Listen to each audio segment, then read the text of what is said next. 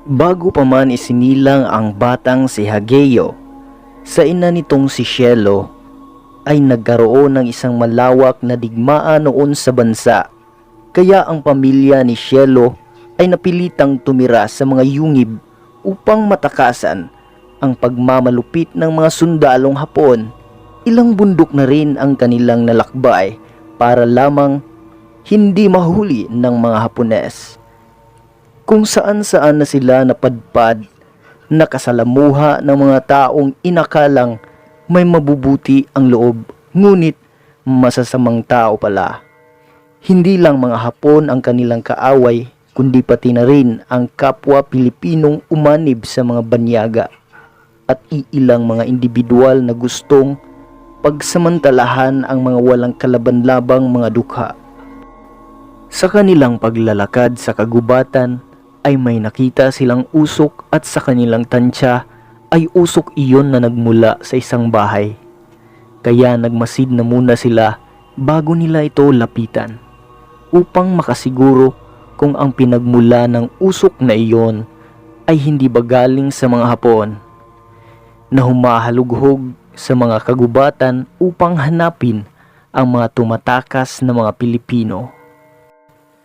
Sa pagkakataong ito ay tatlo na lamang silang magkakasama, ang ama ni Cielo na si Gusting at ang kanyang ina na si Luisa. Sila na lang magkakapamilya ang nagdadamayan sa isa't isa. Dahil sa ang iba nilang mga kasamahang tumakas, ay pinili na lang magpakamatay kaysa mamuhay sa takot at pangamba. At ang iba naman ay sumuko sa mga mananakop at naging alipin. Iyong ilan naman ay naging kaanib ng mga Hapon at ang mga ito ay nagsilbing gabay kapalit ang pera. Noong papalapit na sila sa pinagmula ng usok ay maingat nila itong tinignan ang lugar at nakita nilang may iilang mga kubo ang naroon sapagkat wala silang nakikitang mga tao ang nasa labas nito. Meron lamang mga nakatapok na mga tuyong sanga ng kahoy ang nasa gitna ng mga kubong iyon at umuusok pa na halatang pinaglulutuan ito. Maya-maya lang ay may lumabas mula sa isang kubo. Isang matandang lalaki na may kulay puting buhok na mahaba at pati na rin ang balbas nito. Nakasuot ito ng jacket na may maikling manggas na kulay pula. Nakabahag at may puting balabal na nakasagbay sa kanyang kaliwang balikat. Paibaba sa kanang bewang sa harap at sa likod ay nagkasalungat ito. Lumingon sa kanilang kinaroroonan ang matanda kung saan sila na may nakatago ng bahagya sa katawan ng puno at tila nakita sila nito dahil suminyas ang matanda sa kaharap na kubo. At kaagad din namang may lumabas na 4 na mga kalalakihan pagkatapos itinuro ng matanda ang kinaroroonan nila. Nakita nila Cielo na may dalang mga sibat at pana iyong 4 na mga kalalakihang nakabahag. Maitim at kulot ang mga buhok ng mga ito. Kulay kayumanggi ang kanilang mga balat at may matipunong pangangatawan. Dahan-dahang lumapit ang mga ito sa kanilang pinagkubli ang kahoy. Halos mabiyak ang kanilang dibdib sa sobrang kaba. Buong akala kasi nilang patayin na sila ng mga ito. Dahil nga sa may dalang mga sibat at pana ang kalalakihang iyon. At sa bawat hakbang sa kinaroroonan nila ay tila ba nakahanda ang mga ito sa pagsibat at pagpana sa kanila. Nakataas kasi ng kaunti ang kanang kamay ng dalawa sa mga kasama habang mahigpit na hinawakan ang sibat. At iyong dalawa ay nakaunat rin sa lubid ng kanilang pana. Kaya ang ginawa ng kanilang ama ay lumabas ito ng dahan-dahan na nakataas ang kamay. Pagkatapos lumuhod sa lupa at yumuko. Napatigil naman ang mga ito at nagsalita sa lingwahe ng kanilang tribo. Kasabay ng pagbaba ng kanilang pana at sibat. Lumabas na rin ang mag-ina sa likod ng punong pinagtaguan. Dinala sila ng 4 patungo sa matandang kaninay nakakita sa kanila. Noong sila ay nasa tapat na, ay nagtanong ito, "Ano ba ang ginagawa ninyo sa aming lugar?" Sumagot naman ang ama ni Cielo, "Tumakas po kami dahil may dumating na mga mananakop sa aming lugar. Armado ang mga ito at wala silang awang pumatay. At pinapahirapan nila ang mga taga-baryo namin, mga bata, matatanda, pati mga kababaihan ay ginahasa nila. Kung ganon, wala kayong mapupuntahan. Nahala sige, tuloy kayo sa aming munting pamayanan." Malugod silang pinatuloy ng matanda at napag-alaman nilang ito pala ang pinuno ng tribong iyon. Pinakain sila at pinapahinga sa loob ng kubo ng matandang si Ratu Donata. Kinabukasan ay sinabi ng Ratu sa kanila na maaari silang manirahan sa kanilang lugar hanggat sa gusto nila. Laking pagpapasalamat nila sa matanda dahil sa kabutihang loob nito.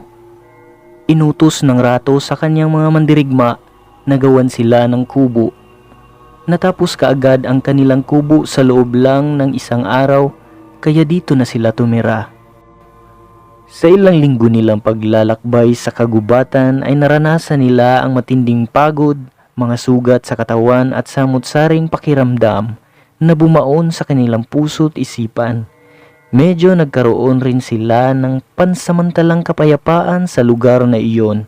Subalit pagkalipas ng isang buwan ay pinagbintangan ang ama ni Cielo na siya ang pumatay sa isa sa mga katutubong mandirigma dahil ang kanyang ama ay kasamang nangangaso sa lalaking iyon. Nagkaroon kasi ito ng hiwa sa liig na halatang itak ang ginamit. At sa punto ding iyon ay nakita siya ng isa ring katutubo na nakatayo siya sa harapan na wala ng buhay niyang kasama at nagkataon ring may hawak siyang itak noon. Kaya kaagad itong tumakbo at nagsuplong sa Ratu. Kaagad din namang nilitis ang kanyang ama sa harapan ng Ratu't mga agurang o tagapagpayo at ng mga maharlikang kinilalang mga pinuno sa kanilang tribo. Tinanong nila si Gusting, ang ama ni Cielo, kung totoo bang siya ang pumatay sa kanilang katribo. Sinagot din naman ito ni Gusting na hindi siya ang pumatay. Nagtanong ang Ratu kay Gusting, "Kung ganun, Gusting, kung hindi ikaw ang pumatay kay Surad, bakit nakita ka nitong saksi na hawak-hawak mo ang itak at nakaharap ka pa sa biktima? At kung hindi man ikaw, sino ang pumatay?" Sumagot din naman si Gusting, "Magkasama po kami ni Surad nung may hinabol kaming baboy ramo. Ngunit bigla itong nawala, kaya huminto kami at nagmasid sa paligid at inaninaw kung nasaan ang baboy ramo. Subalit may biglang kumambabaw kay Surad at hindi ko po mawari kung anong hayop iyon, basta't nakita kong may matulis itong mga kuko. Itsurang aso ngunit litaw ang mga mahabang pangil at mabalahibo ang katawan. Kinalmot nito si Surad at natamaan sa liig. Kaya ang ginawa ko ay agad kong hinubot ang aking itak at tinaga ko ang nilalang na iyon. Natamaan ko ito sa ulo at likod na siya namang pumalahaw. Saka mabilis itong lumundag papalayo at biglang nawala sa kakahuyan." Hindi naniwala kay Gusting ang karamihan. Alam nating lahat na kung sino ang magkakasala ay parusang kamatayan ang hatol. At bukas pagputok ng bukang liwayway, simula na ang parusang kamatayan para kay Gusting. Ng agurang na si Dampor, nakaagad din namang sinang-ayunan ng lahat. "Parusang kamatayan!" sigaw ng lahat na naroon. Subalit naniniwala kay Gusting ang pinuno ng tribo. Kaya naman inutusan ni Ratu Donata ang 4 niyang tagabantay na kanyang pinagkakatiwalaan na patakasin si Gusting. Kinagabihan nga ay pinatakas ng kanyang mga tagabantay si Gusting kasama ng pamilya nito. "Gusting, hanggang dito na lang kami. Mag-iingat kayo ng pamilya mo. Sana maging ligtas kayo sa inyong paglalakbay." sabi ng bindirigmang leader na si Arkan. Sabay tapik nito sa balikat kay Gusting. Nagsalita ang isang kasama nito. Naniniwala kami sa iyo, Gusting, na inosente ka. At ang pumatay kay Surad, isa iyong mga aswang ng gubat. Kaya mag-iingat kayo, Gusting. Bago sila nilisa ng 4 na tagabantay ng rato, ay binigyan sila ng pana at mga itak para madipinsahan ang kanilang sarili.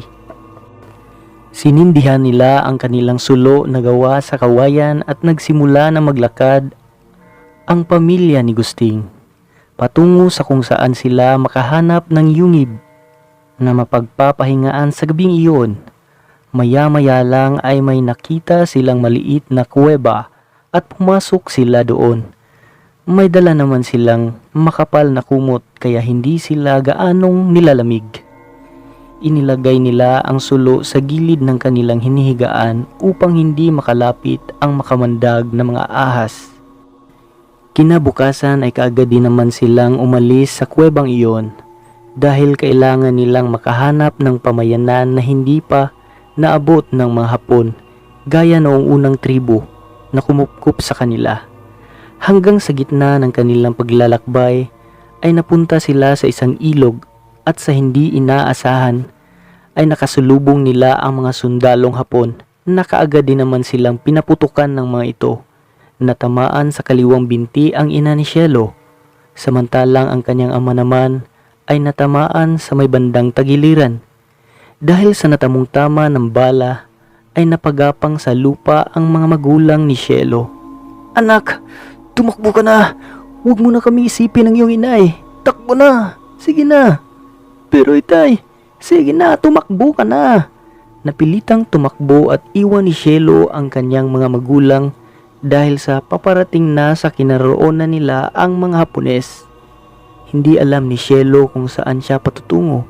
Basta takbo na lang ng takbo ang kawawang dalaga at maya-maya pa'y narinig niya ang mga pagputok ng baril na indikasyong wala na ang kanyang mga magulang.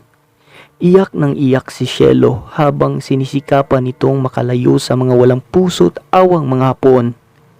Hanggang sa may nakita siyang isang maliit na butas sa ilalim ng ugat ng puno na eksaktong mapagtataguan. At sa paligid nito'y tinubuan ng makakapal na mga lumot. Dali-daling pumasok doon si Cielo at ikinubli ang sarili. Ilang sandali pa'y narinig niyang dumaan ang mga Hapon sa gilid ng puno na kanyang pinagkublian. At huminto pa ang isa sa mga ito sa tapat mismo ng punot na kiramdam kung may tao ba sa paligid.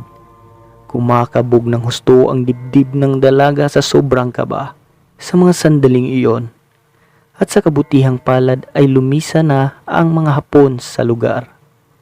Nahimasmasa naman si Cielo noong wala na ang mga Hapon sa paligid, subalit mabigat at sobrang lungkot ng kanyang damdamin sa pagkamatay ng kanyang ama at ina. Tinunto niya ang daan pabalik ng sapa upang puntahan ang kanyang mga magulang, at noong narating na niya ang lugar ay naroon nakabulagta ang katawan ng kanyang mga magulang na wala ng buhay. Umiyak na naman nang umiyak si Cielo. Napahinto naman ang kanyang pag-iyak noong may dumating na mga kalalakihang sa tansya niya'y hindi iyon mga Hapones dahil ang mga ito ay hindi nakasuot ng mga uniformeng pangsundalong Hapon. Sumalok at uminom ang mga ito sa malamig na tubig ng batis. Nakita siya ng mga kalalakihan at kaagad siyang pinuntahan ng mga ito. Iha, huwag kang mag-alala. Hindi kami masasamang tao. Ng lalaking medyo may edad na. Mga magulang mo ba sila? Tanong ng isa pang lalaking kasama nito. Upo, pinatay sila ng mga Hapones. Halika iha, sumama ka na lang sa amin. Hindi ligtas sa gubat ang mag-isa. At kayo naman Miguel, Berting, Mulong at Bartolome. Pakibuhat na lang ng bangkay ng mga magulang nito at nang mabigyan natin sila ng maayos na libing. Turan ng kanilang commander na si Brando. Kaagad din namang sinunod ng 4 ang utos ng kanilang pinuno. Nagsimula na silang maglakad papunta sa kanilang kuta sa Cueva Berbato. Habang alisto naman silang pinakiramdaman ang paligid, baka may mga kalabang Hapon silang makasalubong. Hanggang sa matiwasay naman nilang narating ang kuweba, at noong pumasok na sila sa loob nito ay nakita ni Cielo na maraming tao ang naroon, mga bata, matatanda at mga pamilya ang nakakapagkanlong dito. Kita din naman ang loob ng kuweba dahil mayroon silang mga sulong inilagay sa magkabilang kanto nito. Lumapit sa kanya ang isang matandang babae at may iniabot ito. "Iha, kamuting kahoy, kainin mo. Alam kong nagugutom ka." Tinanggap kaagad ito ng dalaga at kinain ang kamuti. At ininom ang tubig na ibinigay ng matanda. Nagpasalamat ang dalaga sa matanda at tinanong siya nito, "Iha, ano nga pala ang pangalan mo?" "Cielo po." "Ako naman si Marsing at iya na lang ang itawag mo sa akin."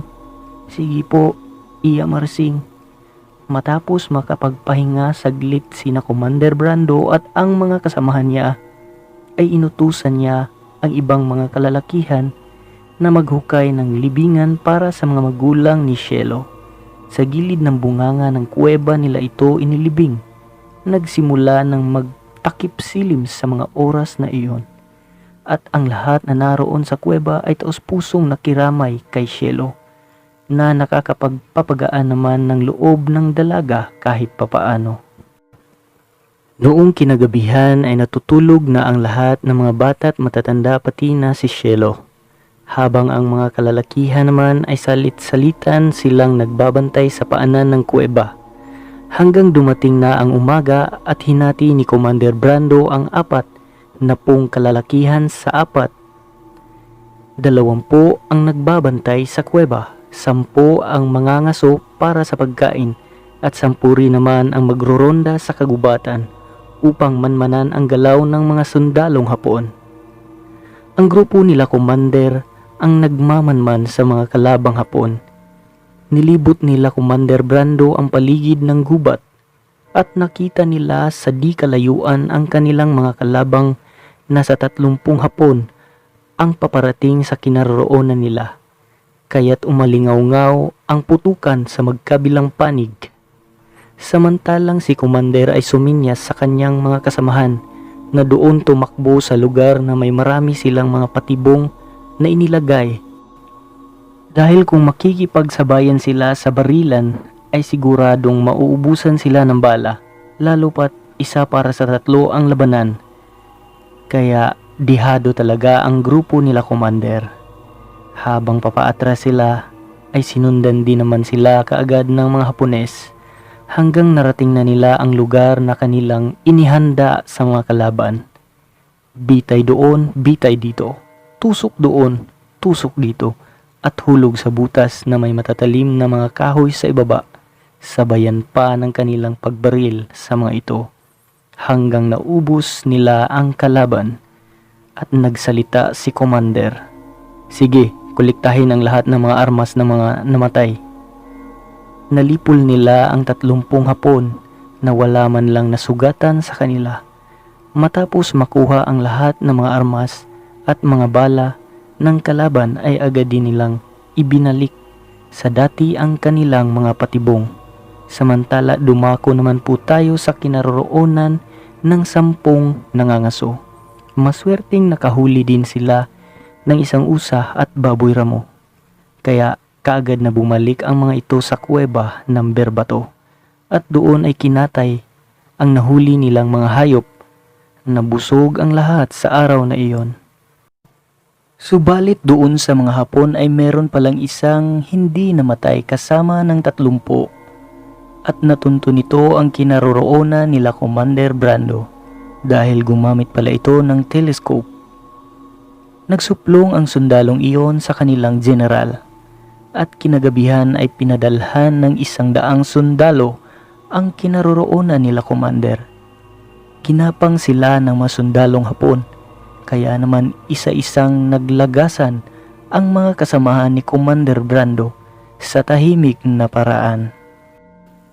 Hanggang sa hindi na magawa nila Commander ang manlaban at tuluyan na nga silang na-corner ng mga sundalong Hapon. Mariing sinabi ni Commander Brando sa lahat na magtungo sila sa pinakaloob ng kuweba.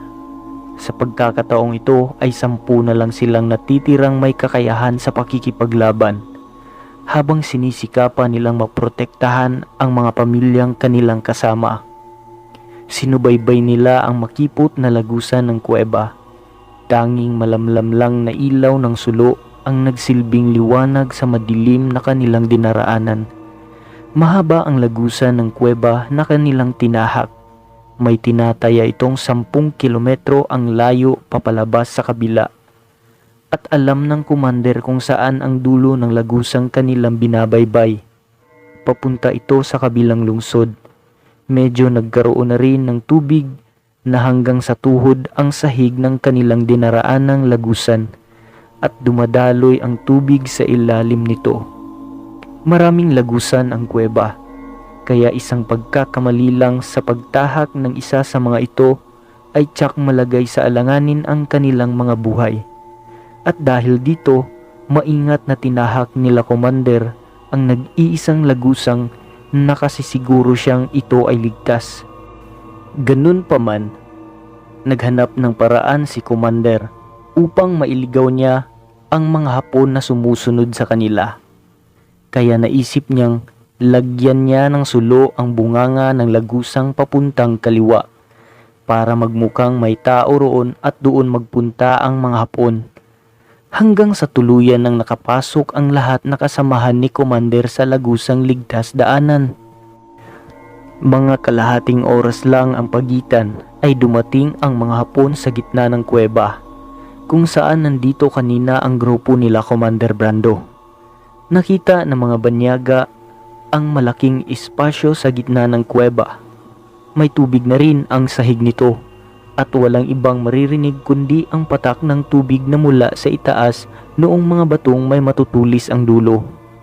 At hindi nga nagkamali si Commander Brando sa kanyang patibong dahil natuon ang pansin ng mga Hapon doon sa lagusang may ilaw at nilapitan nila ito upang matingnan kung maaari ba itong pasukin ng kanilang hanay. At nakita nga nila na sa lagusang ito ay posibleng dumaan ang mga Pilipinong kanilang hinahabol dahil nga sa may sulong tila na iwan. Bukod pa roon ay maluwag ang lagusan. Pero ang hindi nila alam ay ginawan lang pala sila ng patibong ng Commander para sila ay mailigaw. Sinimulan na ng mga Hapon ang pagpasok sa lagusang yon, samantalang kumpiyansang sumuong ang mga ito dahil nga sa kompleto sila sa kagamitan gaya ng flashlight, helmet, lubid, kumpas, baril, medisina, pagkain, tubig at iba pa. Patuloy lang sila sa paglalakad hanggang sa narating nila ang lugar na kumikinang ang bawat mga bato. Nasilaw ang mga banyaga sa kanilang nasaksihan dahil ang kanilang nakita ay mga gintong may sinlaki ng saholen at meron din sinlaki ng mga kamao. Nagsigawan ang mga ito na magiging mayaman na raw sila at pagkatapos ay kanya-kanya na ng pagkuha ang mga Hapon sa mga gintong nakakalat lang sa sahig. At kaagarang isinilid sa kanilang mga backpack. Naaakit na ang kanilang mga puso sa kayamanan at tila nakalimutan na nila ang pagtugis sa mga Pilipino. Biglang sumigaw ang isa sa kanila upang tawagin ang kanyang mga kasamahan. Kaagad din namang lumapit ang mga ito na may kanya-kanyang bitbit na mga ginto sa kanilang mga kamay. At nang paglapit nila dito ay nanlaki ang kanilang mga mata sa nasaksihan. Isang gintong kabayo ang kanilang nakikita at dahil sa matinding pagnanasa sa kayamanan ay nais na rin nilang makuha ang gintong kabayong yon. Inihanda nila ang kanilang mga lubid na dala upang talian ang tila estatwang gintong kabayo. Ngunit sa hindi inaasahan ay bigla itong gumalaw at nagtalsikan ang mga sundalong tumali dito.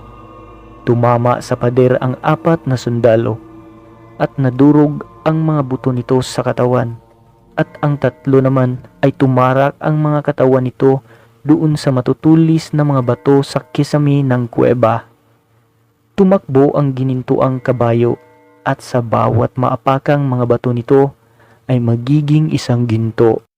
Kahit na tumakbo pa man ang kabayo ay hindi natigil ang kanilang ninais na makuha ito. Kaya hinabol nila ng hinabol ang gintong kabayong yon. At sa kakahabol nila sa nilalang ay narating nila ang kaibuturan ng lagusan. Napahinto naman sila dahil sa wala na silang madaraanan pa. Pero may biglang bumukas na kakaibang liwanag na nagmula sa pader ng kuweba. At dahil sa napakasilaw na liwanag nyon, ay napapikit at napatakip nila ang kanilang mga siko sa kanilang mga mata, upang hindi matamaan ng direkta ang kanilang mga mata sa liwanag nito. Mga ilang sandali pa'y dahan-dahan nilang minulat ang kanilang mga mata at tumingin sa kanilang harapan, at nasipat nila ang isang malaking pasilyong nababalot ng mga mamahaling mga bato, gaya ng sapero, kristal, ruby, garnet at esmeralda. Manghang-mangha ang mga ito sa sobrang ganda ng pasilyong nasa harapan nila. Nasilayan nila ang iba't ibang kinang na kulay, gawa ng mamahaling mga bato sa pasilyong kanilang kinakatayuan. Sa pagkakataong ito ay hindi na masakit sa kanilang mga mata ang liwanag na kaninay nakakasilaw ng literal sa kanilang mga mata, dahilan para matanaw nila ang isang malaking kaharian na naroon sa unahan. May mga naglalakihang mga mansyon at sa gitnang dulo nito ay naroon ang napakalaking palasyong naniningkad ang kulay na animoy parang niebe. Nakita ng mga Hapon na tumakbo ang kabayo na kanilang hinahabol kanina, at dumaan ito sa gitna ng mga mansyon, at ang direksyon ay doon sa palasyong namumukod-tangi sa ganda. Kaya nagpasya ang mga ito na pasukin ang palasyong buong akala nila ay naroon ang lahat ng kayamanan sa mundo. Subalit hindi pa man sila nakapagsimulang makahakbang upang tunguhin ang palasyo, ay namimilog sa takot ang kanilang mga mata noong makita ang rumaragasang daang-daang mga nilalang na kalahating tao at kalahating kabayo. Ang kasuotan ng mga ito ay parang isang sundalong Romano, subalit gawa lahat sa ginto ang kanilang mga kasuotang pandigma. Mula sa helmet, breastplate, kalasag at sibat ay purong ginto. Nanlaban ang mga Hapon at ipinakita sa mga nilalang ang kanilang tikas sa pakikipagdigma. Bumuo sila ng pormisyon at salit-salita nilang pinaputukan ng kanilang mga dekalibreng mahahabang armas ang mga nilalang. Subalit ni isa sa kanilang mga bala ay hindi man lang nakagawa ng galos sa kalasag na ginawang panangganang mga turmulo sa pagpapaputok ng mga Hapon. Matapos maubusan ng bala ay isa-isa nang dinakip ng mga turmulo ang mga Hapones upang dalhin sa kanilang reyna. Mula sa dulo ng sibat, naroon ang kadinang ikinalawit sa liig ng mga Hapon, dahilan para mahila sila ng mga nilalang patungo sa palasyo ng kanilang reyna. Pagdating nila sa tronong ginto ay may nakaupo roon na isang babaeng ubod ng kagandahan, mga tingay matutulis at punong-puno ng palamuti ang kasuotan. May hawak itong setro at may koronang ginto sa kanyang ulo. Lumuhod at yumuko lahat ng mga turmulo sa harapan ng kanilang reyna na si Goltra. At pagkatapos ay nagsalita ito. "Anong ginagawa ng mga mortal na ito sa aking kaharian?" Sumagot ang gintong kabayo na kanina'y kanilang habol-habol. "Mahal na reyna, ang mga mortal na ito ay nagnakaw ng mga ginto doon sa kuweba ng Berbato." Pagkatapos magsumbong nito ay itinaas ng reyna ang kanyang setro at ginawang mga kubkob ang mga Hapon. Nangisay ang katawan ng mga ito habang nagbabago ang kanilang mga anyo. Naging kuba, tinubuan ng mga bukol sa ulo habang lumalaki ang kanilang mga paa at nagkaroon pa ng makakapal na kalyo. At sa kalagitnaan ng kanilang kaparusahan ay nagpalakpakan naman ang mga engkantong naroon na nanonood, nawari sumasaksi ng isang pagtatanghal. Lumuhod at yumuko ang mga Hapon kay Goltra na isa ng mga ganap na kubkob, at ito na ang naging simula ng kanilang pagiging alipin magpakailanman. Nakakadena ang kanilang mga kamay at binti. Ito ay bilang kaparusahan sa kanilang ginagawang pagnanakaw at pagnanasa sa kayamanan. Si Goltra ang reyna ng mga engkantong may-ari ng mga ginto sa mundo at tagaparusa sa mga tao o mga engkantong sakim sa kayamanan, at karamihan sa kanyang pinaparusahan ay ginawa niyang alipin at binago ang kanilang mga anyo.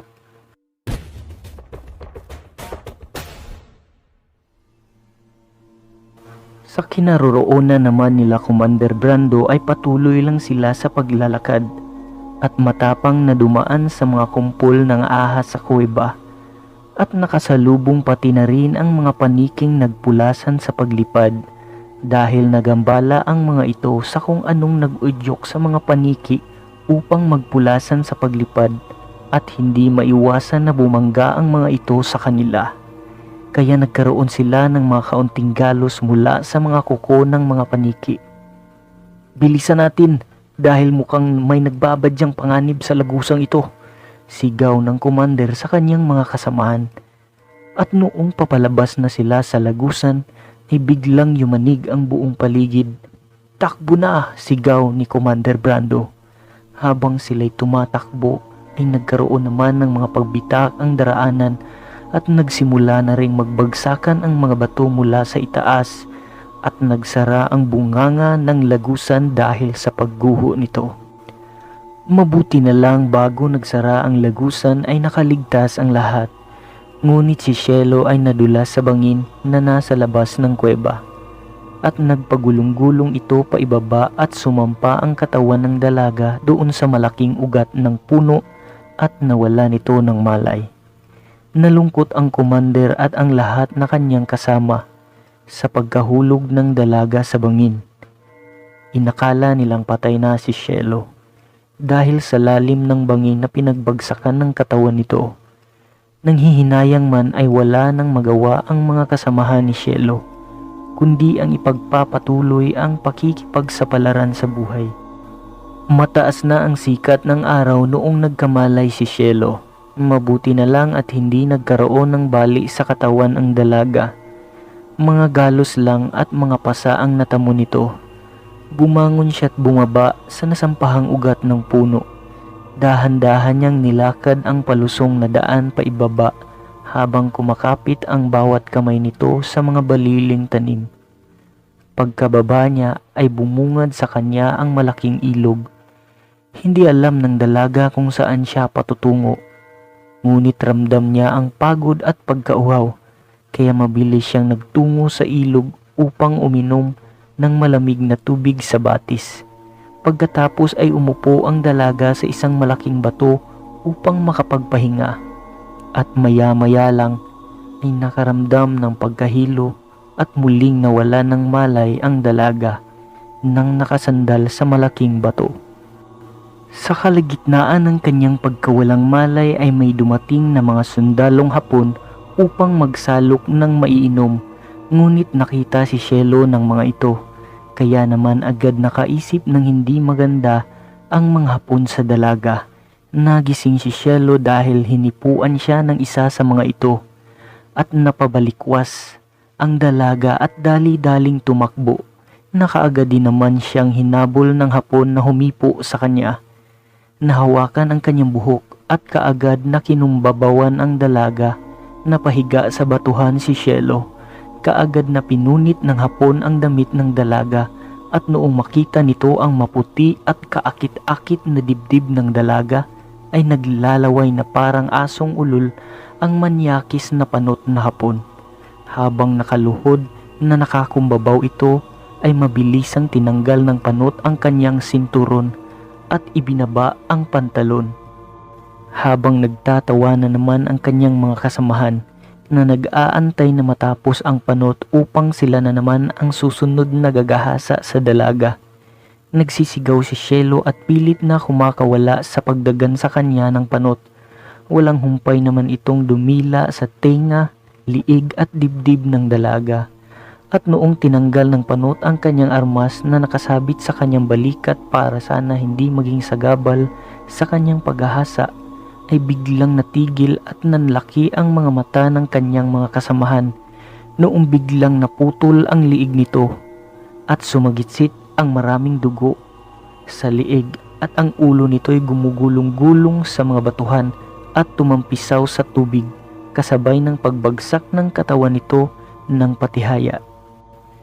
Hindi pa man nakapaghanda sa kanilang mga baril ang 7 mga Hapon na kasama ng una ay biglang napasapo ang dalawa sa kanilang mga tiyan at noong tignan nila ito ay tabtab na pala ang kanilang tiyan at lumuwa ang mga laman loob nila sabay tumba ng dalawa.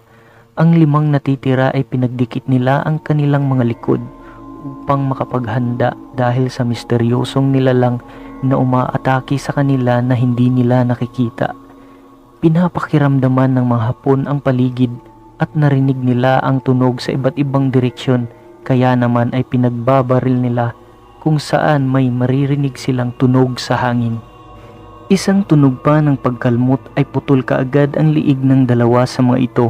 Muli pang tunog ay may sumaksak sa dalawa gamit ang kamay na may matutulis na mga kuko. Tumagos ito sa kanilang mga dibdib at hinubot ang kanilang mga puso sabay piga nito na para bang nagpipigalang ng kamatis hanggang sa isa na lang ang natira at nagpakita ang nilalang na ikinagugulat at ikinatakot ng Hapon. Napatumba ito at gumapang ng papaatras na nakapatihaya. Isang matangkad na nilalang at may ulo na parang aso at mga matay nagbabaga at litaw ang mahahabang pangil nito. Takot na takot ang natitirang Hapon sa hitsura ng nilalang. Habang umaatras ito, ay napunta sila sa tubigan at sinakal ito ng nilalang na nakababad sa tubig ang ulo hanggang sa malagutan ito ng hininga habang nangingisay ang katawan ng Hapon. Matapos mapatay lahat ng mga Hapon na nagtangkang gumahasa sa dalaga, ay lumapit ang nilalang doon kay Cielo habang paunti-unting nagbago ang anyo nito. Nasilayan ni Cielo ang totoong anyo ng nilalang na nagligtas sa kanya sa kapahamakan mula sa kamay ng mga tampalasang mga Hapon. Matangkad, matipuno, makisig at magandang lalaki. May mapupungay rin na mga mata na tumitig sa dalaga. Mga ilang sandali rin ang naging titigan ng dalawa bago iniabot ang kamay ng magandang lalaking walang damit pang itaas at nagsalita ito. "Huwag kang matakot, hindi ako masamang aswang." Kumapit si Cielo sa kamay ng lalaki upang tumayo. "Salamat nga pala sa pagligtas mo sa akin mula sa mga hayop na yan," wika ng dalaga. "Walang anuman. Siya nga pala, ano nga pala pangalan mo?" tanong ng lalaki. Cielo po pangalan ko," sagot ng dalaga. "Ako naman si Gaston," pagpapakilala sa kanya ng lalaki. Ngunit naputol ang pag-uusap ni Cielo at Gaston dahil may biglang nagpapaputok ng baril sa kanila. Kaya mabilis na nagpabago ng kanyang anyo si Gaston at agarang inilipad nito si Cielo papalayo sa mga bumabaril sa kanila. Habang nasa himpapawid ay tinanaw ni Gaston ang ibaba at nakita niya ang 12 mga bandido habang patuloy itong namamaril sa kanila.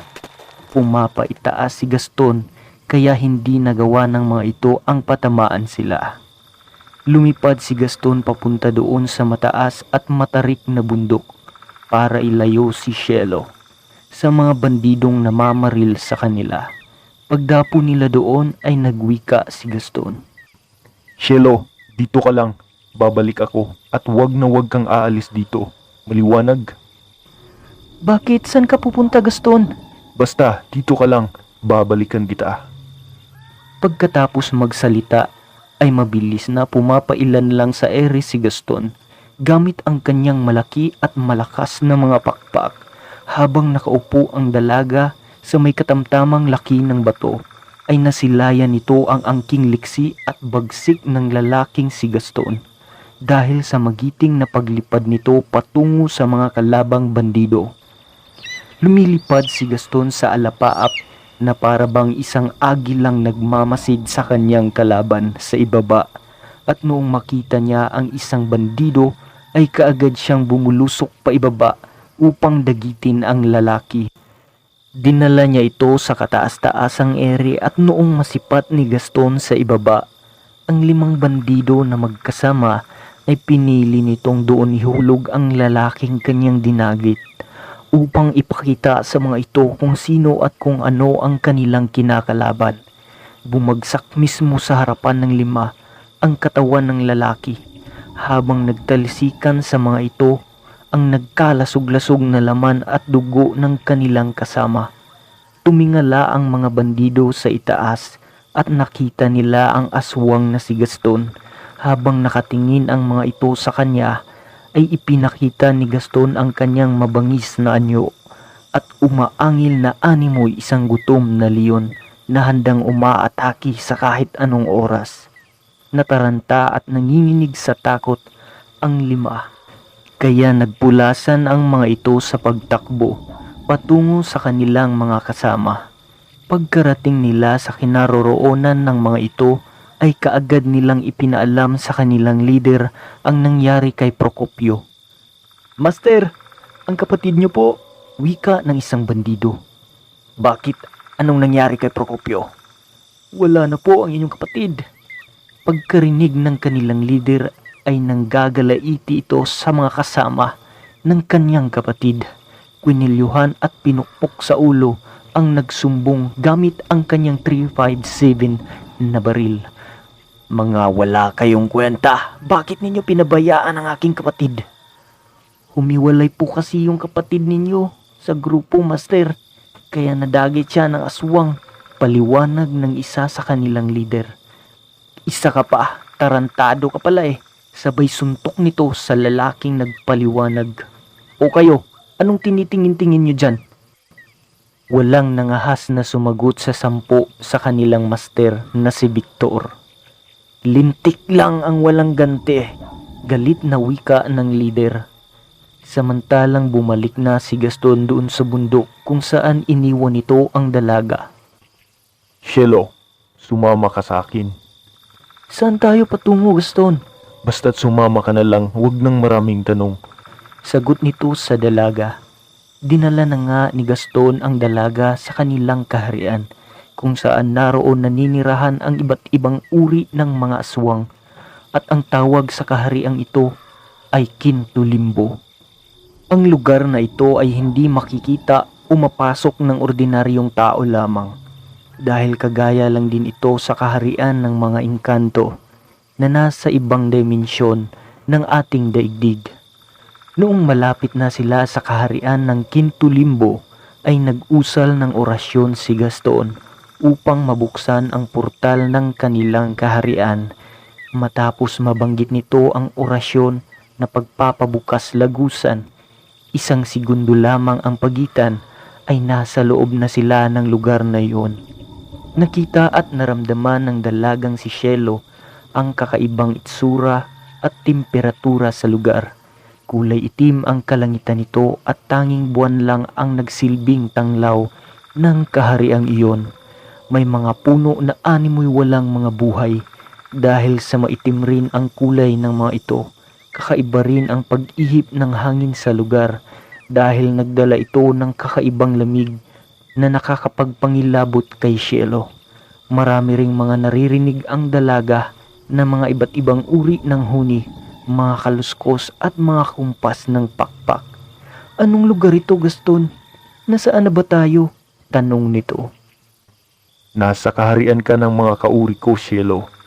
kasabay ng nakakapangilabot na pagtawa nito na may panlilisik ng mga mata. Hindi mabuting aswang si Gaston. Isa lamang pagkukunwari ang kanyang ipinakitang kabutihan sa dalaga, dahil ang totoo ay nangungulekta lamang ito ng mga babaeng birhen sa iba't ibang panig ng bansa upang gawing alay sa nalalapit nilang pagtatalaga ng bagong hari sa kanilang kaharian. Ikinulong ni Gaston ang dalaga sa isang malaking silid, kung saan na may kasama nito ang iba pang mga bihag na mga babae. Habang isinara na ni Gaston ang pintuang rihas, ay dali-dali namang tumakbo si Cielo patungo doon upang makiusap kay Gaston. Gaston, pakawalan mo na ako please. At pati na rin itong mga kasama ko, hindi ka ba naaawa sa amin? Pagmamakaawang pakiusap ng dalaga kay Gaston habang nakahawak ang dalawang kamay nito sa bakal ng rehas.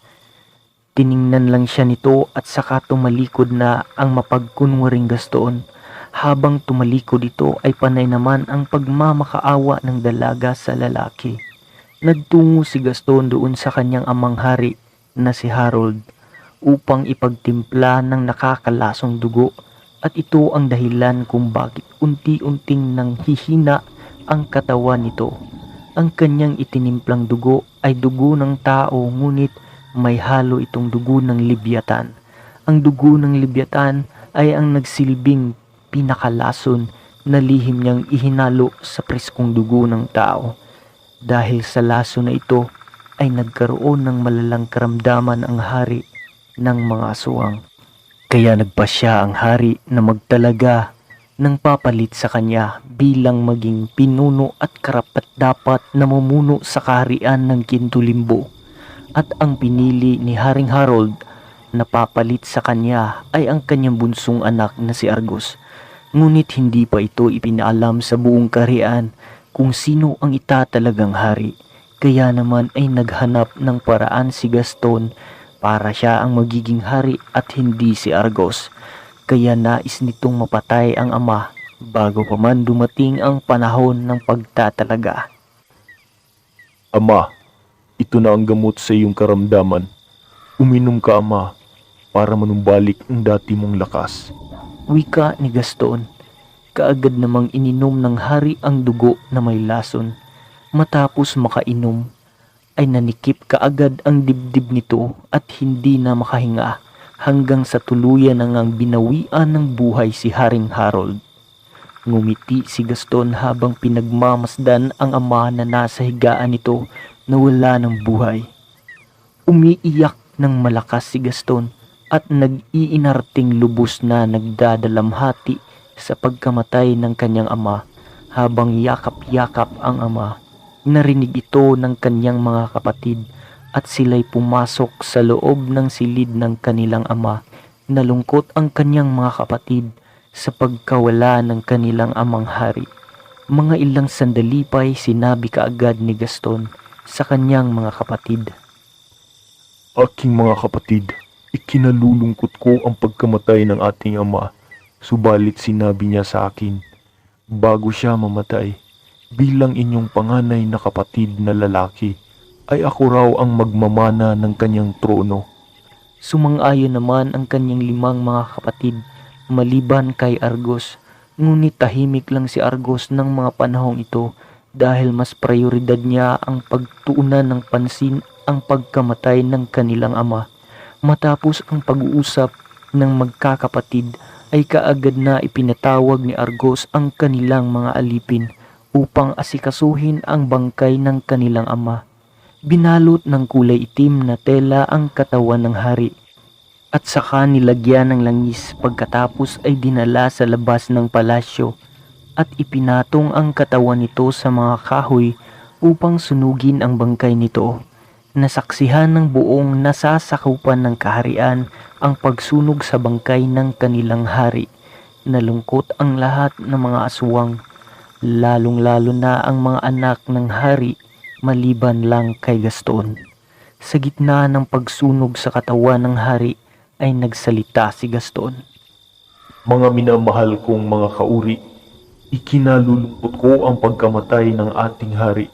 Subalit bago mamatay ang aking ama, ay ipinagkatiwala niya sa akin ang pamamahala dito sa ating kaharian. Subalit inalkontrahan ito ng punong tagapagpayo ng hari. Mawalang galang na po, kamahalan. Hindi ako papayag na walang magaganap na halalan. Dapat magkaroon pa rin ito. Kung sino ang magugustuhan ng karamihan, ay siyang itatalagang bagong hari sa Kintulimbo. Kung ganon, Tandang Aron, tutul ka sa kagustuhan ng hari? Hindi sa ganon na tumutol ako, kamahalan. Ngunit dapat lang nating sundin ang... Hindi na nakapagsalita si Tandang Aron dahil sinaksak siya ni Gaston gamit ang pinatulisang kamay nito. Muling nagwika si Gaston. Mga kauri ko, simula ngayon, ako na ang kilalanin ninyong hari at kung sino sa inyo ang tumutol ay paparusahan ng kamatayan kung ayaw ninyong matulad sa matandang ito. At ito na ang panahon ng ating kalayaan na kumain ng dugo at laman ng tao. Simula ngayon ay wala nang magtitiis kumain ng walang kwentang karne ng hayop. Yumuko lahat ng naroon sang-ayon man o hindi. Matapos ang pagsunog ng katawan ng hari ay kaagad nilang sinimulan ang ritual ng pag-aalay para sa kanilang Diyos na si Uyano. Kinuha na lahat ng mga babaeng berhe na bihag doon sa kulungang silid upang ialay dyan sa malaking altar sa gitna ng kaharian. At naroon ang berdugong aswang nakahanda ng kumatay sa mga bihag. Isa-isa nang pinapaakyat ang mga babaeng alay tungo sa altar at nakatali ang kanilang mga kamay habang hawak-hawak sila ng mga gabunan. 30 mga birhen ang ialay sa pagkakataong ito. Pinahiga na ang unang babaeng alay sa altar at kaagad na sinaksak ng berdugo ang dibdib nito. At saka kinuha ang puso. Pagkatapos ay pinugutan ng ulo ang birhen habang ang dugong dumadaloy ay sinalok ng malaking planggana sa ilalim ng pinaghigaan ng babae. Isinilid ng berdugo ang puso at ulo ng biktima sa plangganang sinalukan ng dugo nito. At ang katawan ay ihinagis doon sa pulutong ng mga aswang na dumalo na kaagad namang nilantakan at pinagpistahan ng mga ito ang katawan ng babae. Tuwang-tuwa ang lahat maliban kay Argos. Hindi niya nagustuhan ang ginagawa ng kanyang kapatid dahil kung buhay lang sana ang kanyang ama ay tiyak hindi ito ang mangyayari sa kanilang kaharian. Planado na lahat ng ito ni Gaston at marami na ring umanib sa kanya sa kagustuhang maging malaya sa kasamaan na tinatamasa ng kanilang mga kaluluwa. Balik tayo sa kwento. Iyon ang ginagawa ng berdugo mula sa una hanggang sa ika-29 na alay. Hanggang sa si Cielo na ang huling alay sa taknang ito. Noong pinahiga na ang dalaga ng berdugo ay parang kidlat naman sa bilis na pinuntahan ni Argos ang kinaroroonan nito. At noong saksakin na sana ng mamumugot ang dalaga ay bigla itong nahinto dahil sinaksak ito ni Argos ng kanyang pinatulisang kamay sa dibdib at hinubot ang puso ng berdugo kasabay ng pagpugot ni Argos sa ulo ng mamumugot. Natigil ang lahat sa kanilang kasiyahan noong makita ng mga ito ang pagkatumba ng berdugo kasabay ng pagkaputol ng ulo nito na gumulong-gulong paibaba sa hagdan ng altar. Kaagad na inilipad ni Argos ang dalaga upang itakas sa kanilang kaharian. Tumingala si Gaston na tumingin sa kanyang kapatid habang galit na inutusan ang kanyang mga mandirigmang gabunan upang dakpin ang kanyang kapatid. Kaagad namang lumipad ang 14 na mga gabunan at hinabol ng mga ito sina Cielo at Argos. Habang lumilipad sila sa alapaap ay panay naman ng pagpana ng mga gabunan kina Argos at Cielo. Subalit naging maagap si Argos sa bawat tira ng mga ito. Ginamit ni Argos ang kanyang kakayahan sa paglikha ng ipo-ipo para higupin ang mga ito at maitaboy. Subalit 5 lang sa mga gabunan ang naitangay ng ipo-ipong pinakawalan niya. Binilisan pa ni Argos ang kanyang paglipad upang makalayo sa mga humahabol sa kanila.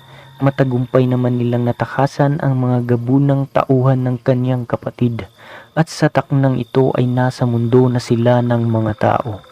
Habang patuloy pa rin sila sa paglipad upang tunguhin ang lugar kung saan nakatira ang kanyang tiyuhin, kapatid ng kanyang ama na si Don Dimas, mag-uumaga na noong nakarating sila sa mansyon nito. Noong nasa tapat na sila ng malaking gate ng mansyon, ay nakita kaagad sila ng tagabantay at kaagad silang pinagbuksan ng gate at sumalubong sa kanila ang punong tagabantay. Magandang umaga sa inyo, kamahalang Argos. Pagbati nito sa kanila, tinanguan lang ito ni Argos. Habang naglalakad sila patungo sa mansyon, ay nasilayan ni Cielo ang mga magagandang bulaklak sa hardin at ang mga bermudang nagpaberde sa paligid nito. Napansin din ni Cielo na tahimik at mukhang payapa ang lugar ng tiyuhin ni Argos, at sa katunayan ay mahirap din ito mapasok ng mga sundalong Hapon dahil sa hindi ordinaryong uri ang mga nakabantay nito. Mga aswang na gabunan ang nakabantay sarado sa buong lugar at asyenda ni Don Dimas. Pagkapasok nila sa loob ay kaagad din naman silang inasikaso ng mayordomang si Aling Dolores.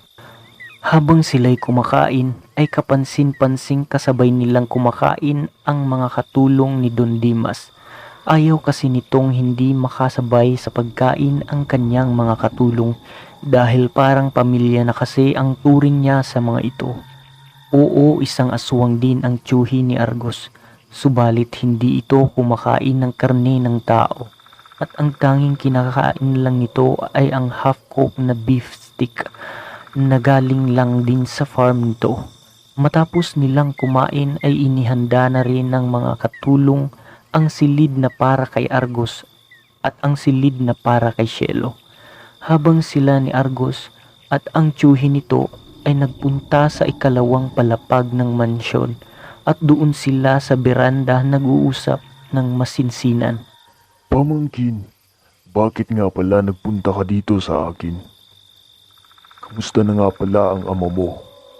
Yun nga po, Uncle. Patay na po ang ama at ang pumalit sa kanya ay si Gaston. Umalis ako doon at itinakas ang huling iaalay na babae dahil hindi ko nagustuhan ang kanyang mga sinasabi at ginagawa na maging malaya na raw ang lahat ng mga aswang sa pagkain ng tao. Kung ganun, Argos, natutupad na ang mga sinyalis na sinasabi ng propesya na ayon pa rito, magkakaroon ng isang hari ang Kintulimbo na magpapalaya sa labis-labis na kasamaan, at ito na nga, nangyayari na. Nangyayari na ang kinakakatakutan ko, Argos. Matapos nilang mag-usap ay nagpunta si Argos doon sa ibaba at nakita nito ang dalaga na tumutulong sa paglilinis. Psst! Uy! Magpahinga ka na! Pabayaan mo na sila Manang Dolores ang maglinis niyan. Punta ka na doon sa silid mo para makapagpahinga ka. Wika nito sa dalaga. Nakaagad din naman itong lumapit sa kanya at sinabing, "Salamat nga pala sa pagligtas mo sa akin, Sir Argos." "Ano nga pala pangalan mo, iha?" tanong nito sa dalaga. "Cielo po, sir," sagot ng dalaga. "Okay, Cielo, magpahinga ka na muna sa kwarto mo. Alam kong masyado kang nahapo dahil sa matinding pinagdaanan mo." Tumango naman ang dalaga at nagpunta na sa kanyang silid at doon ay mabilis na nakatulog. Sa mga ilang linggo nilang pananatili sa mansyon ay mapayapa naman ang lahat. Subalit, isang gabi ay bigla ang sumalakay sina Gaston sa mansyon kasama ang 100 gabunang kanyang kampon. Nakipaglaban ang mga tauhan ni Don Dimas habang abala sa pakikipaglaban ang mga nasasakupan nito sa mga kampon ni Gaston. ay nagtungo sila Don Dimas doon sa sikretong silid, at doon sa ilalim ng malaking kaban ay may sikretong lagusan papalabas ng mansyon. Argos, tumakas na kayo ni Cielo at isama mo na rin ang aking mga katulong. Dito kayo dumaan. Ang lagusan ito ay patungo sa tabing dagat. At pagkarating ninyo doon, may makikita kayong yate. Yun ang inyong sasakyan. At pagkatapos maglayag kayo papuntang Hilaga. At makikita ninyo roon ang isla ng Sigay. May rest house ako doon na inyong matutuluyan. Sige na Argos, mag-iingat kayo. Pero Uncle, sumama na po kayo sa amin. Wika nito sa kanyang tiyuhin. Huwag mo akong alalahanin, Argos. Kaya ko ang sarili ko. Ang importante ay maitakas mo sila, Cielo, at ang mga katulong ko. Ayaw na ayaw ko silang mapahamak dahil lang sa alitan ng ating pamilya. Sige na, Argos. Wala na tayong oras. Pumasok na sila sa lagusan at pagkatapos ay isinara na ni Don Dimas ang sikretong lagusan at ibinalik ang malaking kaban na nakaharang nito upang hindi makita ng mga kalaban. Pagkatapos ay lumabas ang Donyo sa sikretong silid na iyon upang makipaglaban sa mga gabunang masasama. Nakapasok na sa loob ng mansyon sina Gaston at ang mga kampo nito dahil natalo ng mga ito ang mga bantay ni Don Dimas. Habang nakatayo ang Donyo na hawak-hawak ang kanyang baston ay kaagaran din naman itong sinunggaban ng malakas na gabunang kasama ni Gaston. Subalit isang hampas lang ng matanda sa kanyang baston doon sa gabunan ay bigla itong lumagapak sa sahig at umuka ang sahig na pinagbagsakan ng katawan nito at ang gabunang iyon ay sumuka ng napakaraming dugo.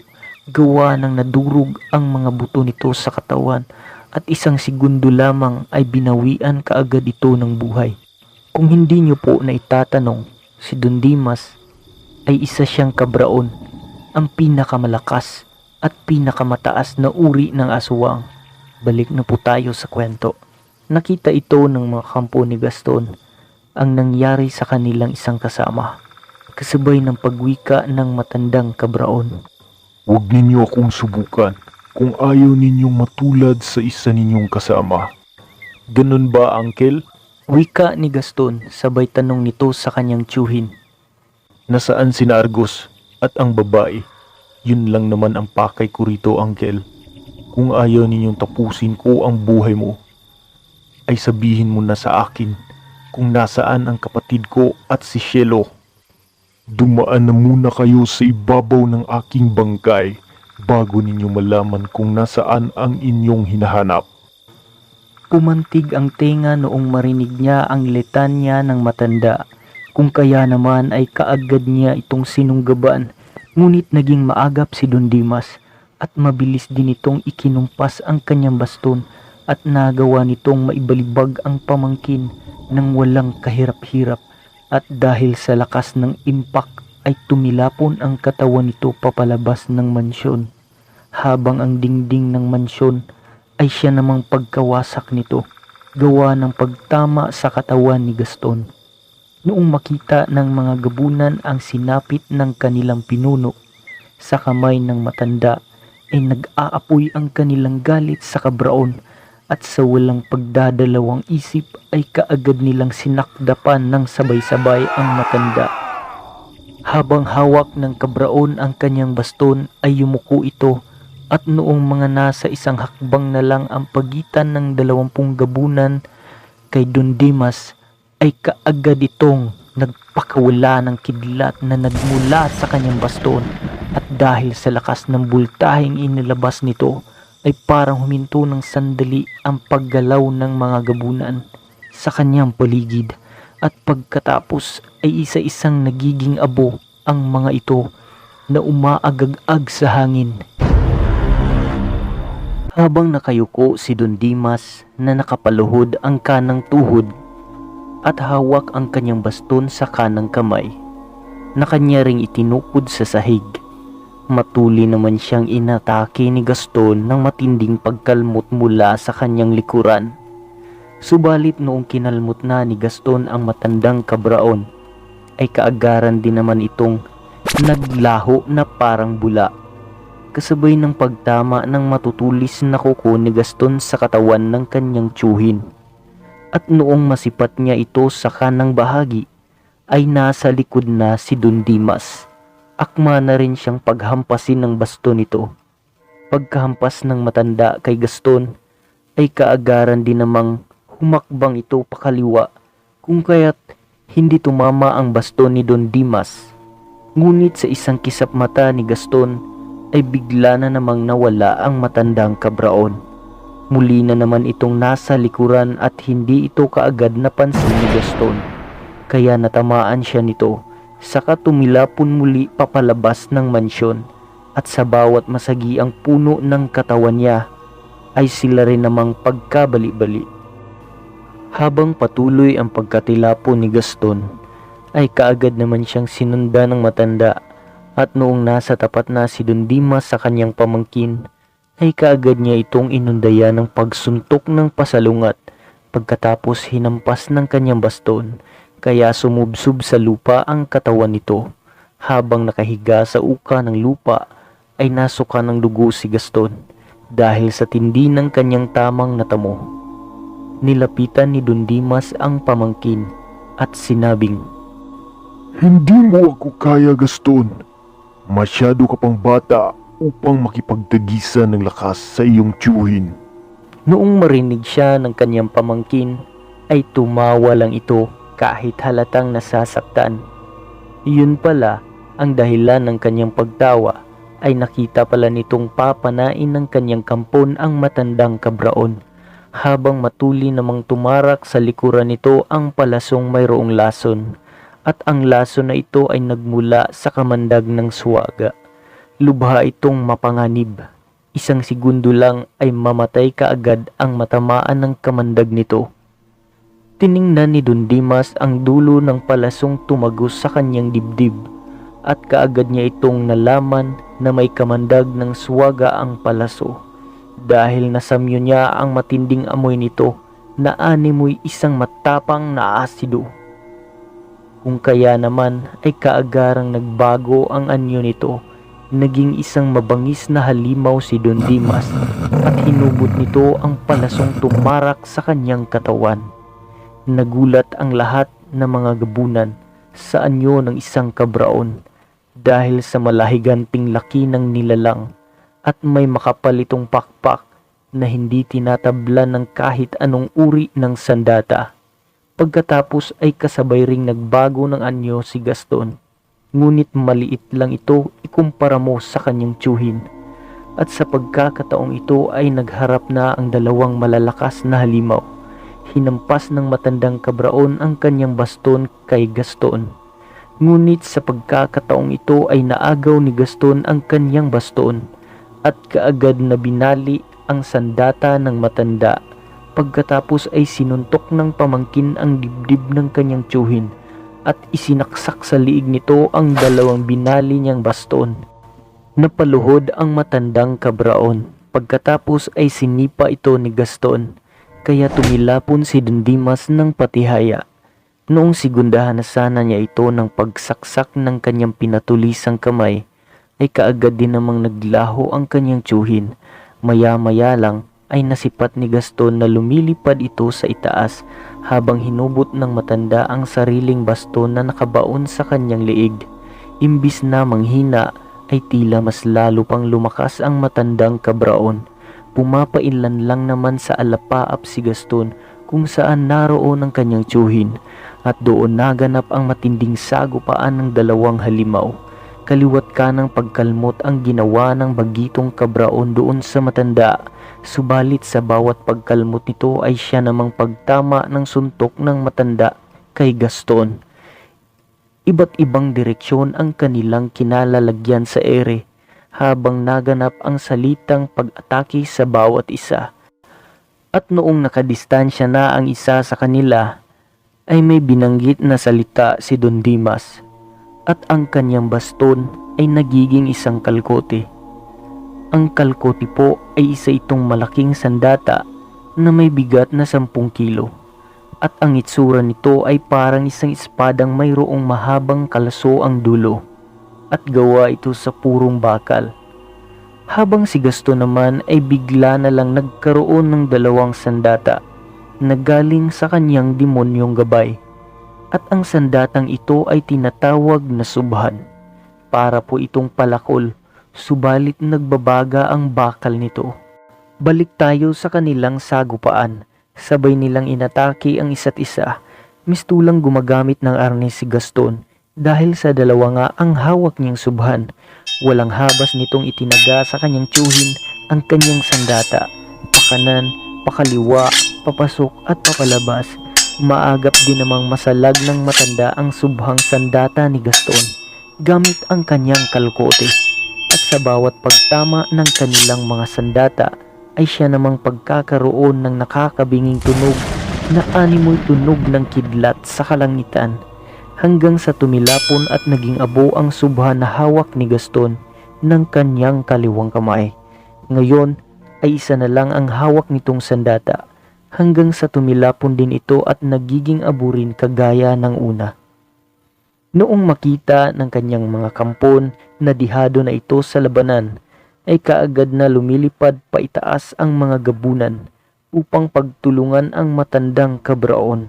Pinana nila ng pinana ito, ngunit sa isang kisap mata ay naglaho ito sa kanilang paningin.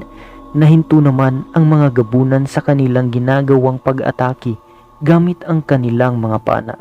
Subalit nanlaki ang kanilang mga mata dahil ang kanilang mga palasong pinana sa kabraon ay bigla itong humarap sa kanila na animoy mayroong nagkukontrola sa mga ito at matulin na lumipad patungo sa kanilang kinaroroonan ang mga palaso. Kaya naman ay higit sa 50 gabunan ang isa-isang nagbagsakan sa lupa galing sa ere. Gawa ng tumama sa kanila ang sariling mga palasong may kamandag ng swaga. Umatras ang 30 gabunan na natira dahil sa sinapit ng kanilang mga kasamahan sa pag-atake ng mga ito sa kabraon. Mga ilang sandali ang lumipas ni nakita nila ang kanilang hari na biglang nagiba ang anyo nito. Nagbabaga ang mga mata at tinubuan ng 2 sungay si Gaston, gawa ng sumanib sa kanya ang 100 mga demonyo. Kaya naman ay kahit nakakubli ang kabraon sa kanyang sabulag na kapangyarihan, ay nakikita ni Gaston ang kinaroroonan ng kanyang tiyuhin. Kaagad itong sumugod sa matanda at sabay nagpakawala ng bulang apoy na galing sa kanyang kamay.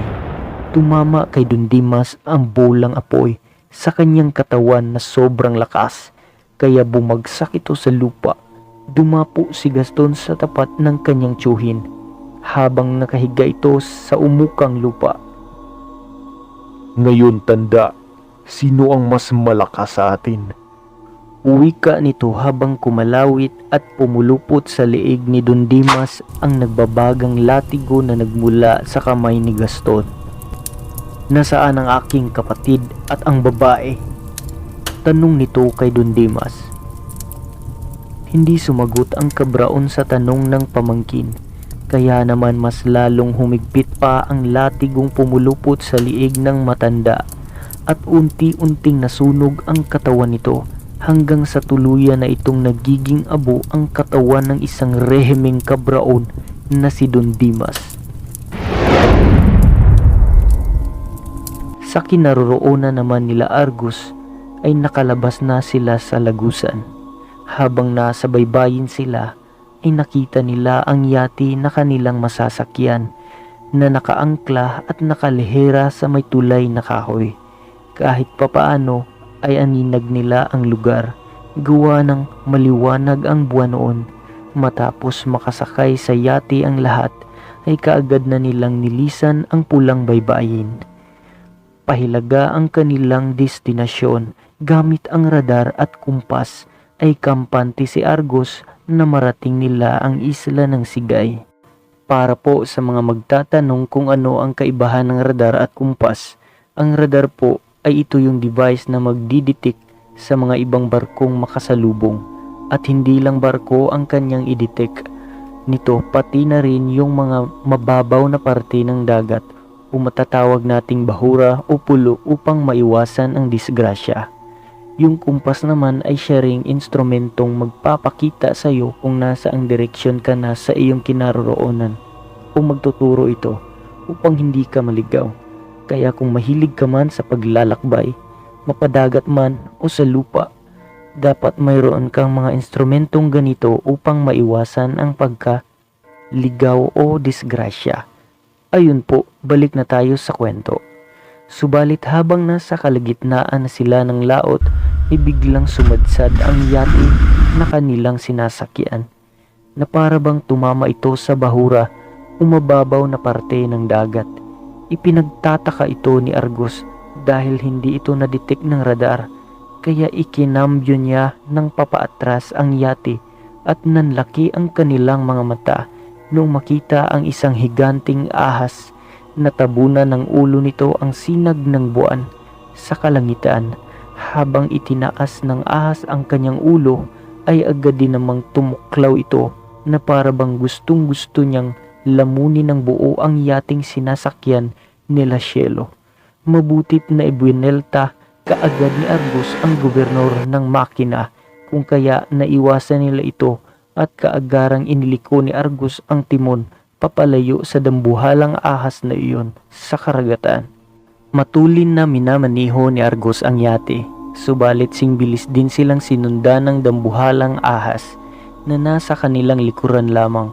Ilang sandali pa'y bumuga ito ng apoy. Nakita ito ni Argus, kaya naman ay pasigzag na pinatakbo ni Argus ang yate at nagawa nitong mailagan ang bulang apoy na pinakawalan ng higanting ahas mula sa bunganga nito. Nakita nilang sumisid pa ilalim ang dambuhalang ahas habang sila'y hinabol nito at saka biglang lumitaw sa kanilang harapan. Mga 5 dipa lang ang layo nito sa unahan ng yate. Mabutit na iliwag kaagad ni Argus ang timon pakaliwa at tumama ang gilid ng kanilang sasakyan sa makaliskis na katawan ng higanting ahas. Muli na naman itong bumuga ng bulang apoy sa kanila at muntik na silang tinamaan nito. Animoy hinagisan sila ng taro-tarong dinamita sa bawat pagpakawala nito ng apoy. Habang ang mga kasamahan ni Argus ay nagtago sa loob ng yate, ay nag-isip siya ng paraan kung papaano niya mapaamo ang nilalang. Kung kaya naman inotopilot niya ang yate upang patakbuhin ito ng walang nagmamaneho, at lumipad si Argus papunta doon sa dambuhalang ahas. Habang lumilipad ay tinatawag niya ang kanyang gabay na anghel na si Notara. Nakaagad din namang tinugunan ng anghel ang kanyang paghingi ng tulong at lumitaw ito sa harapan ng dambuhalang ahas. Itsura nito ay mukhang tao. Meron itong pakpak na parang sa ibon, ngunit wala itong kasarian. Ibig ko pong sabihin, hindi lalaki at hindi rin babae. Kumbaga neutral po ang anghel na ito. Kasuotan nito ay napakatingkad na kulay puting mahabang damit at ang kanyang instrumentong dala ay iyong ginintuang harp na gamit sa paglikha ng musika. Balik tayo kung saan ang anghel ay nasa harapan na ng higanting ahas na bumubuga ng apoy. Lumipad na nagpaikot-ikot ang anghel sa uluhan ng ahas, habang ang ahas naman ay sinundan niya ng tingin ang anghel na siya namang pag-ikot ng kanyang ulo. At noong nakapitong ikot na ang anghel, ay sinimulan na nito ang pagpapatunog ng kanyang dalang harp. Habang naririnig naman ito ng dambuhalang ahas, para bang kumikinang sa pagiging maamo ang mga mata ng ahas. Sa kinaroroonan naman ni Argus, habang naririnig niya ang nakabagbag damdaming tunog ng instrumento ng anghel, naramdaman niya ang galak sa kanyang puso at tila pumukaw ito sa mga magagandang alaala noong kasakasama niya ang kanyang mga magulang at mga kapatid at lalong-lalo na ang kanyang kuya Gaston. Argus, bumalik ka na sa inyong sinasakyan at humayo ka ng matiwasay, wika ng anghel kasabay ng paglaho nito sa kanyang paningin. Habang nakikita niya naman na ang ahas na kanina ay mabangis, ngayon ay nagmistulan na itong tila ba isang batang tumatalon-talon sa tubig na animoy naglalaro na lamang. Lumapit sa kanya ang dambuhalang ahas at nagwika ng, Argos, patawad sa inasal ko kanina. Subalit kung mamarapatin mo, dahil simula ngayon ay ituturing na kitang isang matalik na kaibigan. Nagulat si Argos noong magsalita ang dambuhala. Uy, marunong ka pala magsalita. Ayos to ah. Oo naman. Pero ano nga pala pangalan mo? Ako si Busuan, at kung nais mo ng tulong ko, tawagin mo lang ang pangalan ko at ako'y darating. Sige aking kaibigan, babalik na ako sa aking tahanan. Ang kanina'y isang matinding engkwentro sa isa't isa ay napalitan ito ng pagkakaibigan ng dalawang nilalang sa pamamagitan ng anghel. Bumalik na si Argos sa yate habang patuloy pa rin ang kanilang paglalawig sa dagat patungong Hilaga. Noong pagdapo niya dito ay kaagaran namang lumabas si Cielo upang salubungin siya. Sir Argos, salamat at ligtas kang nakabalik. Sabay niyakap siya ng dalaga nang napakahigpit. Nakaagad din namang humingi ng sorry si Cielo sa kanyang pagyakap kay Argos. Nahalata sa mukha nito ang pagkahiya. Ngumiti lang naman si Argos at sinabing, walang anuman Cielo.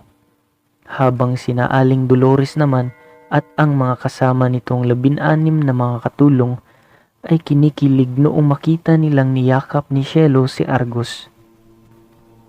Mga kasama, mukhang bagay ata sila ni Sir Argos at si Cielo maging magkasintahan ano? Wika ni Milagring, sabay sang-ayon naman ng mga kasama nito kasabay ng pag-iingay ng mga ito na kinikilig. Shh! Tumahimik kayo, baka marinig kayo ng dalawat makadistorbo pa tayo. Wika ni Aling Dolores. Uy, kinikilig si Manang. Wika ni Narda. Matapos ang masayang kantsawan ng mga katulong ay lumabas sila sa loob ng yate at nagtungo doon sa unahan sa may bumper na may barandilya kasama ni Cielo. At napawi ng pansamantala ang kanilang mga pinagdaanan noong makita nilang paputok na ang bukang liwayway. Sabay-sabay nilang pinagmasdan ang malinaw na karagatan at ang unti-unting pagsilang ng haring araw sa sidlakan. Sa kanilang paglalawig sa malawak na karagatan ay wala silang ibang makikita kundi ang dagat at ang langit lamang. Wala silang makikitang isla o pulo ng mga sandaling ito hanggang sa tanghaling tapat na ay nasa gitna pa rin sila ng karagatan at ang lahat ay nakaramdam ng pagkagutom at pagkauhaw. Kaya kinuha ni Argos ang pamingwit at inarya sa dagat habang dahan-dahang tumakbo ang kanilang sinasakyan. Ilang sandali pa'y biglang hinila ang pamingwit, indikasyong may huli na ito. Kaya dahan-dahang nirolyo ni Argos ang nylon na pamingwit at tumambad sa kanila ang malaking isdang tangigi. Tuwang-tuwa sila dahil may maiulam na sila ngayon. Sa kumakalam nilang sikmura, kaagad itong nilinis at hiniwa ng mga katulong ang isda doon sa maliit na kusina ng yate. Tamang-tama ang laki ng isdang ito sa ating lahat. Aabot ito ng 2 araw, sabi ni Manang Dolores. Subalit mayroon pa rin silang problema dahil wala silang tubig na maiinom. Manang Dolores, may isang container na tubig ditong maiinom sa ilalim ng yate. Wika ni Mayang. Matapos maluto ang isda ay kaagad na silang kumain. Matapos nilang kumain ay nakaramdam sila ng pagkaantok kaya nagpasya ang mga katulong pati na si Cielo na matulog sa malaking cabin ng yate. Habang patuloy pa rin sa pagmamaneho si Argos. Sa kalagitnaan ng pagtulog ni Manang Dolores ay nanaginip ito at sa kanyang panaginip ay nakita niya si Don Dimas na naglalakad sa hardin ng mansyon nito. Habang nagdidilig ng halaman si Manang Dolores ay lumapit si Don Dimas at may sinabi, Dolores, maraming salamat sa tapat mong paglilingkod at salamat sa lahat ng pag-asikaso mo sa akin. Ikaw na ang bahala sa aking pamangkin at ang lahat ng aking mga ari-arian. Hindi na ako magtatagal, Dolores. Paalam na. Habang unti-unting lumayo sa kanyang paningin si Don Dimas at nilamon ng tuluyan sa liwanag na nagmula sa itaas. Don Dimas! Don Dimas! Teka lang! Sigaw ng matanda habang natutulog. Manang gising! Gising ka po! Wika ni Cielo. Cielo? Manang nanaginip po kayo. Oo, Cielo. Si Don Dimas. Nakita ko siya sa aking panaginip. Posible kayang may nangyayaring masama kay Don Dimas. Wika ng matanda habang umiiyak ito. Nakaagad namang niyakap ni Cielo si Manang Dolores upang pagaanin ang loob nito. Ilang oras pa ang lumipas ay lumubog na ang araw at tuluyan nang lumalim ang gabi at nasa karagatan pa rin sila. Sadyang malayo lang talaga ang isla ng Sigay. Pagputok ng bukang liwayway ay kita na nila ang isla. Hindi gaanong kalakihan ang islang ito, ngunit may tinatayang 200 pamilya ang nakatira. Tahimik, mapayapa at payak ang pamumuhay ng mga tao sa isla, na sila rin namang sagana sa yamang dagat. Noong malapit na sila ay nagtanong si Argus kay Manang Dolores kung saan sila banda dadaong sa isla. Nakaagad din namang itinuro ng matanda ang kinaroroonan ng rest house. Malapit lang pala ito sa dalampasigan. Noong pagdaong nila sa baybayin ay sumalubong sa kanila si Mano Milyo, ang katiwala ng rest house ni Don Dimas. Kaagad silang inasikaso nito at inihanda ang kanilang matuluyan.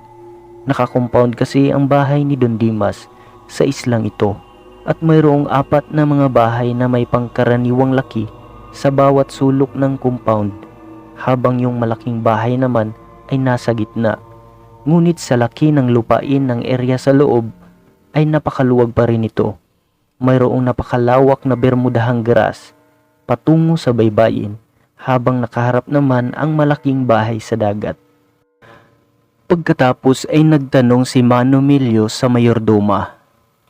Dolores, maaari ko bang malaman kung ano ang nangyari? Bakit kayo naparito sa hindi taknang panahon? Sinalakay kasi kami sa mansyon ng mga gabunang angkan ni Don Dimas Milyo. Hindi ko alam kung ano na ang nangyari sa kanya. Hindi kasi siya sumama sa amin noong tumakas kami.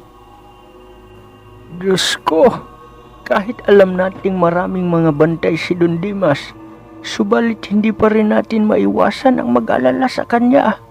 Lalo pat ang kanyang kalaban. Sobrang mapanganib ang mga ito, Dolores. Kaya nga, Milyo, hindi ko alam kung ano ang aking gagawin kung may mangyaring masama sa kanya. Ikinalulungkot ko, Dolores. Ipanalangin na lang natin ang kaligtasan ni Don Dimas at ng kanyang mga bantay. Matapos ang kanilang pag-uusap ay minabuti na muna ni Mano na puntahan ang yate sa baybayin upang mailagay ito sa ilalim ng malaking puno ng guma. Tinawag niya ang iilang mga kalalakihan sa lugar upang tulungan siyang iangat ang yate sa ibabaw ng baybayin upang hindi ito maabot ng dagat at mailigpit ng maayos. Ganun kasensero si Mano Milyo sa kanyang pag-aalaga sa mga ari-arian ni Don Dimas na ipinagkatiwala sa kanya. Tumulong na rin si Argus sa pagpapaangat ng yate.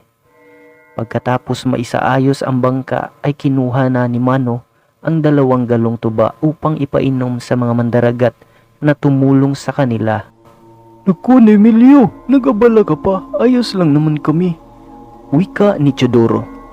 Sige na, inumin niyo ito. Pangpapawi ng pagod lang. Kayo naman, oo. Nahala, sige Mano. Ikaw ang bahala. Masayang nagiinuman ang mga mandaragat sa manamis-tamis na tuba habang ipinakilala ni Mano Milyo si Argus sa mga mandaragat. Kaya pala mistiso tong kasama mo, Mano. Pamangkin pala siya ni Don Dimas? Wika ni Lino habang inabot kay Argus ang isang basong tuba. Makalipas ang ilang linggo ay medyo may mga naging kaibigan na rin si Argus na mga mandaragat sa isla. At malaki ang respeto ng mga ito kay Argus dahil sa maraming naitulong ang kanyang tiyuhin sa mga taga roon. Karamihan kasi ng mga mangingisda sa isla ay binigyan ni Don Dimas ng mga bangka at mga lambat upang magkaroon ang mga ito ng sarili nilang pangkabuhayan. Pagkalipas rin ng ilang buwan ay dumating sa isla ang dalawang tauhan ni Don Dimas na nakaligtas sa pagsalakay nila Gaston at ipinaalam ng mga ito ang pagkamatay ni Don Dimas. Lubos na nalungkot ang mga katulong sa kanilang nalaman, habang si Argus naman ay hindi makapaniwala na magawa ito ng kanyang kapatid na kitla ng buhay ang sarili nitong tiyuhin. Matapos ang pangalawang digmaan sa bansa, ay nakapagpundar na rin si Argus ng pangkabuhayan at nakapag-istablisar ng mga negosyo. Samantalang sina Cielo at Argus naman ay namuo ang matamis na pagmamahala nilang dalawa ni Argus. Kaya ikinasal sila sa simbahan. Kalaunan ay naging punong barangay si Argus dahil sa angking talino at pagiging matulungin nito sa kanyang kapwa. Kaya siya ang ginawang pinuno ng Isla Sigay. Hanggang sa ipinagbubuntis na ni Cielo si Hageo. Abangan na natin sa susunod nating kwentuhan ang kwento ng kapanahunan ni Hageo, ang anak ng aswang.